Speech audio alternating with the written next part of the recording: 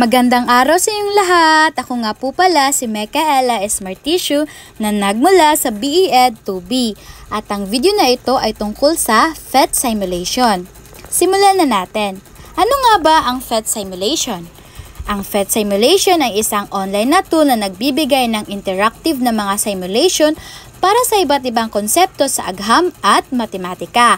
Bago ko simulan ang PhET simulation, may tatlo akong objective na inihanda. Una, pagpapalalim ng pag-unawa sa mga konsepto ng agham. Layunin ng PhET simulation na tulungan ang mga mag-aaral na mas maintindihan ang mga konsepto sa agham sa pamamagitan ng interaktibong karanasan.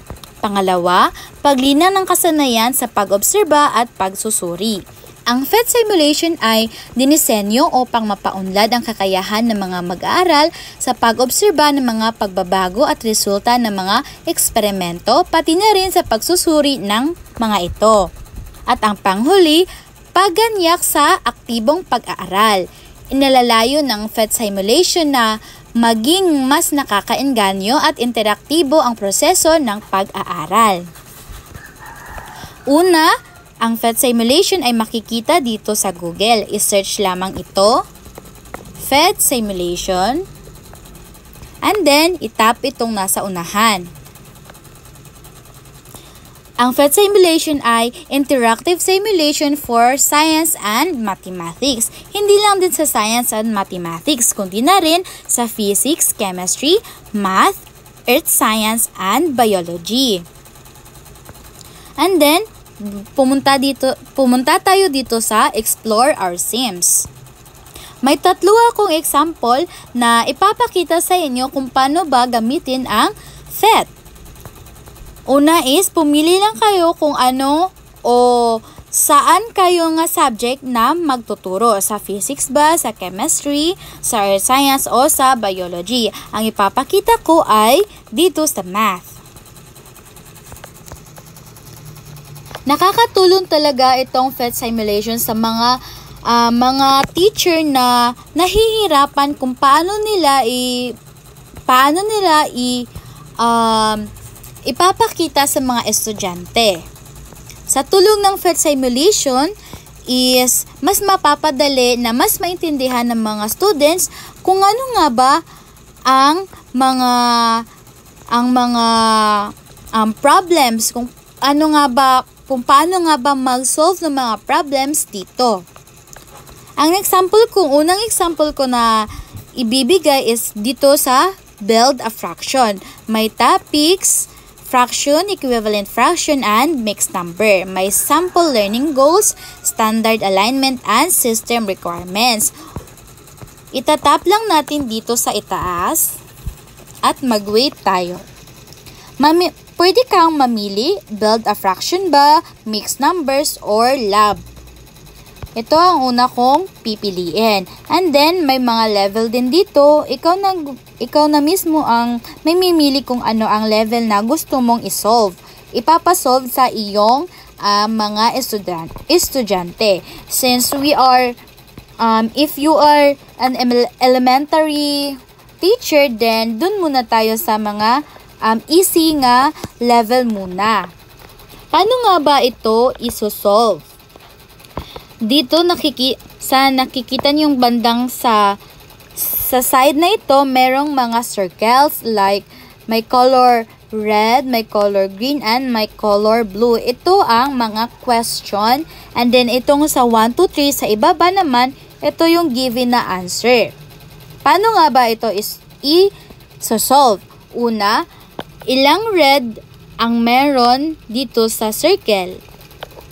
Isa lang. Ilang peraso hinati ang circle? 1, 2, 3. Tatlong peraso hinati ang circle. 1 over 3. Yan ang fraction niya. 1 over 3.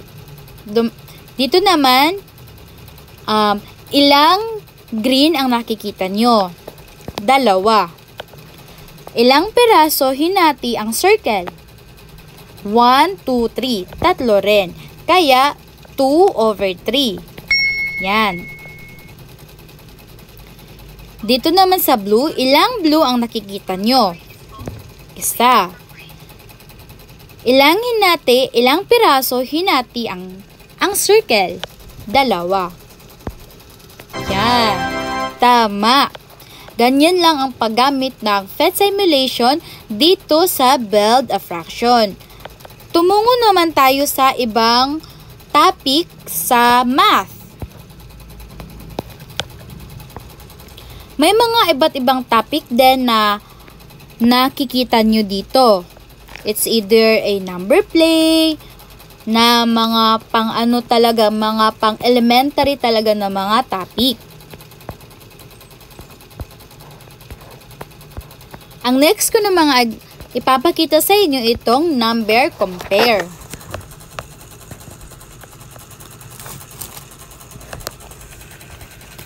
Paano nga ba ito isosolve ang number compare? Diyan muna tayo sa compare. Mas mapapadali talaga ni teacher ang bibigay ng instruction dahil nakikita mismo ni students kung ano ang ginagawa ni teacher. Gaya ng ginawa ko. 4 is greater than 2 kasi nga may 4 na aso dito sa kabila, ngunit sa kabila naman ay 2 lang. Pwede mo ring yan. Pwede ding apple or may butterfly or ball. And then, if maglalagay tayo ng 5 na dogs at meron tayong 10, ang dami, 11 na apples, 5 is less than 11. Mas mapapadali talaga ni teacher na mag-explain dahil nga ay nakikita na mismo ni students kung paano ginawa ni teacher ang lesson na number compare. Pumunta naman tayo sa last na ituturo ko, itong mamimili ako ng mas pang-elementary na topic lamang. Ang last na ituturo ko ay, asa na yun? Itong balancing act. Itatap mo lang dyan. And then, mamimili ka sa intro ba, sa balance lab, or sa game. Dito muna sa intro. If you have 10 kilogram and then sa ibang parte naman is 5 kilogram lang, ano ang mas mabigat? Of course, si 10 kilogram. If si 5 kilogram, lalagyan natin ng 5 kilogram din, dito mismo, dyan, nagiging balance na. Kasi nga, si 5 plus 5 is equal 10. And then, sa ibang parte din or sa ibang side din is 10 kilogram din. Kaya, nagiging balance na silang dalawa. Ganyan lang. Itong PhET is marami talagang advantages ang PhET kasi nga madaming subject ang given na dito, ngunit ang one negative na masasabi ko sa PhET is kailangan talaga siya ng internet connection, o di kaya if your meron kang internet connection ngunit mahina naman, hindi talaga gagana. Kaya if ikaw si teacher, nahihirapan ka na magbigay ng mga example, dito ka lang sa PhET na site. Si PhET is hindi ito ay isang free lamang siya. It's either sa teacher or sa students, makaka-access talaga ang lahat. Yun lang po. Salamat.